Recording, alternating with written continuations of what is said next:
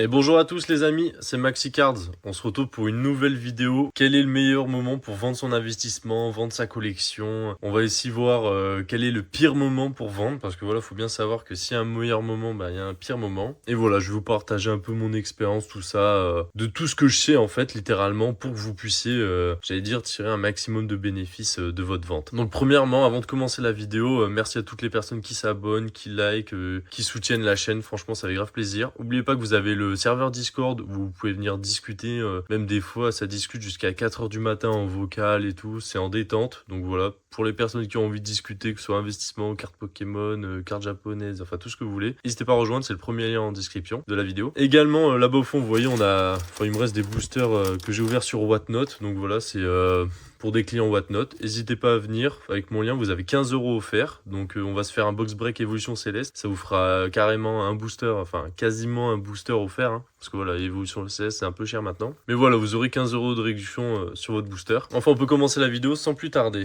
Donc premièrement les amis, le problème que personnellement j'ai, et je pense que je suis pas la seule personne dans ce cas, c'est que je me retrouve avec des items qui peuvent valoir plusieurs milliers d'euros, hein, comme par exemple cette display XY Evolution. Donc voilà, à l'époque, bon, je l'ai quand même payé un petit billet, mais je veux dire, j'ai quand même fait x2 dessus, hein. Donc voilà, je pense qu'elle est dans les alentours de 2000-2500 € cette display. Peut-être qu'on se l'aura sur Whatnot, hein, affaire à suivre. Mais je veux dire, comment je peux la vendre? En fait, déjà, la première info à savoir, c'est que vous avez le droit de vendre pour 5000 € environ par an, sans avoir besoin de déclarer à l'État, si vous voulez. Donc voilà, donc en fait, je pourrais vendre cette display sans déclarer ma vente et garder tout le bénéfice pour moi. Le seul problème, c'est que parfois, si vous vendez pour plus de 5000 €, si vous voulez pas que le fisc vous tombe dessus, va falloir payer des impôts, en fait. Donc voilà. Premier conseil, si vous avez des grosse collection, c'est ne pas dépasser les 5000 € de vente par an. Voilà, ça c'est déjà un fait. Deuxième point les amis, si vous voulez dépasser les 5000 € de vente, dans ce cas je vous conseille de créer une société. Donc voilà, vous pouvez faire un apport en nature. Donc faut que vous trouviez un commissaire aux apports en fait, qui soit capable de valider la valeur de la marchandise que vous apportez à la société. Ensuite vous écoulez la marchandise avec la société et en fait votre apport en nature ce sera en fait une somme que votre société vous doit. Donc faut que je me renseigne si il n'y a pas moyen, même en faisant comme ça, de ne pas payer d'impôts, littéralement. Je suis en train de comprendre, là. Voilà, faut que je me renseigne un peu plus sur le sujet, mais ça pourrait être intéressant. Ensuite, le meilleur moment pour vendre, les amis. Donc, dans l'année, on a 12 mois. Donc, voilà, le janvier, c'est les soldes. Ensuite, petit à petit, les prix montent. Par contre, quand on arrive en juin, l'été arrive, tout ça, et les personnes, ils commencent à économiser leur argent, en fait, pour partir en vacances, tout simplement. Voilà, ça commence à prévoir les vacances d'été. Pendant l'été, il n'y a personne qui est actif. C'est vraiment le meilleur moment pour faire les meilleures affaires, parce que voilà, il y a certaines personnes qui veulent partir en vacances et qui bradent un peu leurs items pour se payer un billet d'avion. Mais par contre, dans un autre sens, si vous voulez vendre, franchement, je vous déconseille de vendre pendant le mois de juin, juillet, août. C'est vraiment les pires moments. Ensuite vient la rentrée, donc de septembre. Souvent, les prix recommencent à monter, mais là, on est au maximum de la courbe. C'est vraiment au mois de décembre. Pendant le mois de décembre, si vous voulez, même novembre, décembre, les prix commencent à remonter, car voilà, il y a les fêtes de fin d'année. Les gens, il y a le budget pour Noël, tout le monde a envie de se faire plaisir. Donc si vous voulez vendre, c'est vraiment vendre à cette période. En fait. Et par contre, en janvier, on revient au cycle. Donc ça fait quand même une assez grosse montée pendant le mois de décembre. Mais une fois le mois de décembre passé, j'ai envie de dire, il faut attendre l'année prochaine. Car voilà, en janvier, bon, il y a toujours des bonnes affaires à faire. Mais je veux dire, pour vendre son investissement, ça serait littéralement au mois de décembre qu'il faudrait le vendre. Et un autre point assez important, c'est combien de temps après son investissement vendre. Donc voilà, par exemple, là, vous voyez, ces boosters de glace, ça doit être du 2021, peut-être du 2020, ouais 2021, voilà. On arrive en 2025, ça va faire 4 ans d'âge, donc voilà un bon millésime.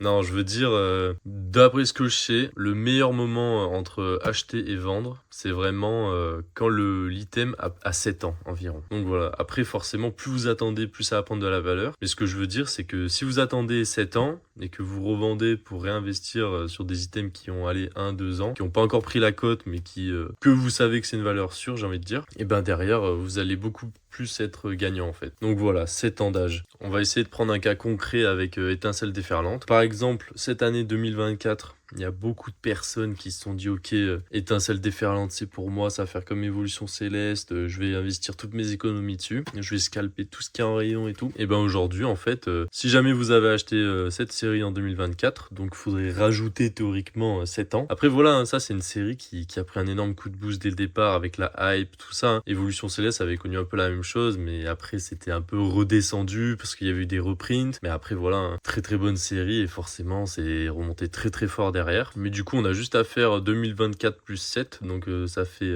2031. Et donc en 2031, et ben on va commencer à réfléchir à vendre Étincelle déferlante. Ça sera pas à son plus haut, mais je veux dire...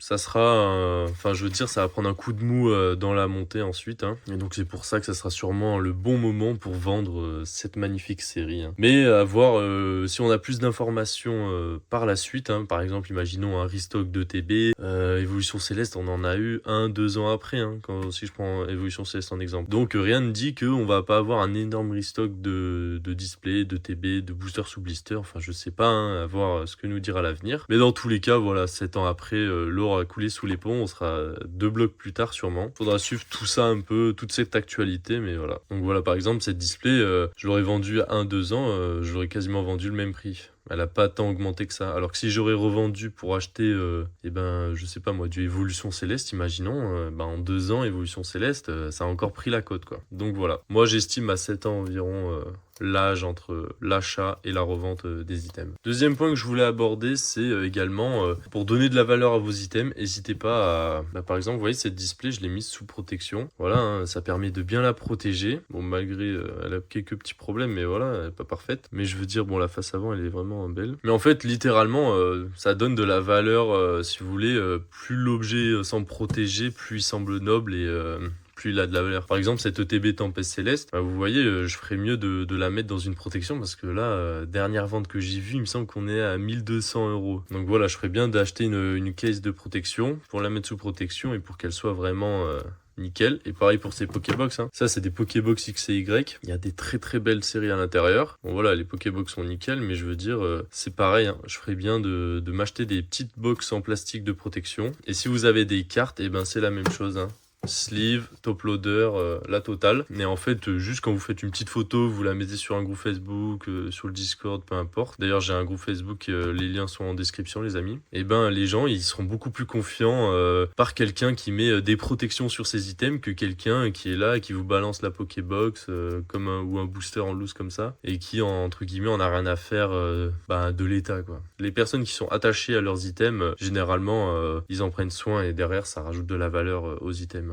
Facilement. Un autre point que je voulais aborder, c'est également soyez pas trop gourmand en fait quand vous vendez un item. Parce que voilà, par exemple là je vous dis c'est 1200, mais peut-être que si je l'affiche à 1200, 1300, personne me l'achètera. Alors que si je la mets à 1100, 1150, elle partira tout de suite et il y aura pas de problème dans la vente. Que si vous êtes trop gourmand derrière, ça risque de créer un esprit malsain, j'ai envie de dire. Et au moindre problème, imaginons que sur cette ETB il y a un petit trou ou quoi, et ben derrière l'acheteur il sera pas content, il demandera un dédommagement ou quelque chose comme ça. Alors que si vous n'êtes pas emmerdant entre guillemets sur le prix de vente, et ben derrière vous pourrez la vendre beaucoup mieux quoi. Et sans avoir de problème derrière.